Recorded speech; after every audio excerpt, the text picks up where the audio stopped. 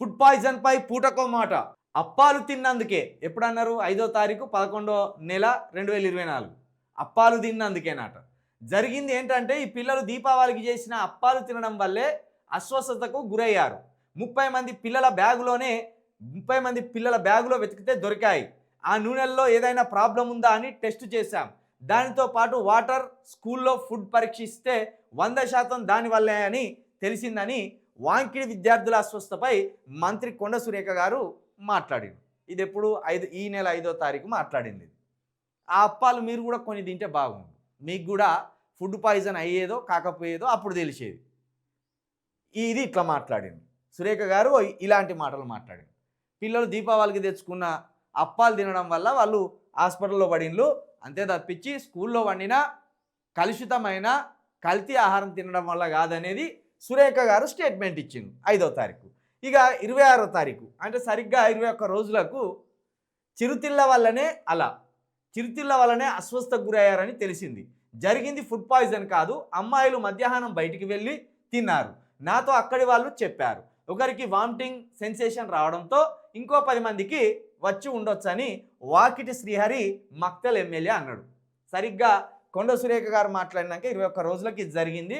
అప్పుడు ఈయనేమన్నాడు? బయటికి పోయి పోరగాన్లు అదోటి ఇదోటి కొనక తినడం వల్ల వాళ్ళకు ఒక్కరికి వామిటింగ్ వస్తాయి, ఒక్కరికి ఇట్లా కక్కునే వరకు వాడిని చూసే వరకు వీనికి కూడా వచ్చిందట. ఇట్లనే సేమ్ ఉంటుంది కదా కొందరికి, కళ్ళు తిప్పినట్టు అవుతున్నాయిరా అంటే నాకు కూడా కళ్ళు తిప్పినట్టు అవుతున్నాయిరా అని. సేమ్ గట్లనే ఒక్క పిల్లగాడు వామిటింగ్ చేసుకునే వరకు, ఒక్క అమ్మాయి వామిటింగ్ చేసుకునే వరకు పక్కకున్న వాళ్ళకు కూడా అట్లనే అనిపించి వాళ్ళు కక్కున్నారు. కానీ వాళ్ళు కుర్కిరే ప్యాకెట్లు తిని అస్వస్థకు గురైన్లు, చెరుతిళ్ళు తిని అస్వస్థకు గురైన్లు. కానీ మేం పెట్టిన కలుషితమైన ఆహారం వల్ల కాదని ఈ వాకిటి శ్రీహరి గారు అన్నారు.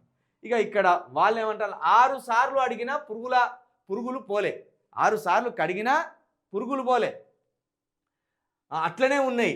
చెప్పిన వినడం లేదు సార్. ఎన్నిసార్లు చెప్పినా కడగండి అంటాడు. 40 కేజీల భోగానికి 60 కేజీల బియ్యం పోయించిండు.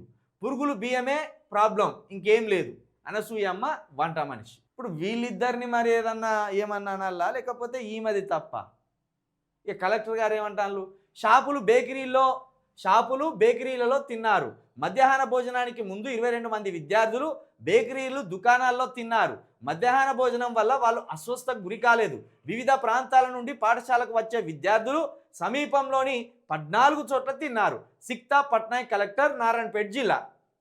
ఇట్లున్నది.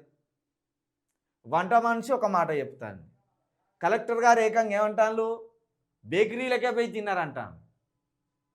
వాకిటి శ్రీహరి గారు చిరుతిళ్ళు అంటాను. కొండ సురేఖ గారు దీపావళికి తెచ్చుకున్న అప్పాలంటాను. ఇప్పుడు ఈ ముగ్గురు పెద్ద స్థానాల్లో ఉన్నారు. ఒక ఆమె డైరెక్ట్ జిల్లాకి హెడ్ బాసు, ఈయన నియోజకవర్గానికి హెడ్ బాసు, ఈమో నియోజకవర్గానికి హెడ్ బాసు. మరి వీళ్ళ బ్రోకర్ మాటలు అనుకోవాలా, లేకపోతే సమస్యను డైవర్ట్ చేసే మాటలు అనుకోవాలా? వీళ్ళే ఉన్నతమైన స్థానాల్లో ఉండి మాట్లాడవలసిన వ్యక్తులు సమస్యను పరిష్కరించకుండా డైవర్ట్ చేయడానికి ఎట్లా మాట్లాడుతున్నారు? మరి ఇప్పుడు ఇదే పని మనిషి చెప్పులు తీసుకొచ్చి మేము ఎడలేయాలా? ఇదే పని మనిషిని చెప్తాంది కదా, ఆమె చెప్పేది హైకోర్టు వారు రికార్డ్ చేసి అదే నిజమని తేలితే ఆమె కాలు మొక్కుతారా ఇట్లా మాట్లాడేటోళ్ళు? ఇదా మీ పద్ధతి? జరిగింది పొరపాటు, ఇక ముందు జరగకుండా చూసుకుంటామని చెప్తలేరు. జరిగింది తప్పు, అధికార నిర్లక్ష్యం వల్ల కావచ్చు, ఈ రాష్ట్ర సర్కారు నిర్లక్ష్యం వల్ల కావచ్చు.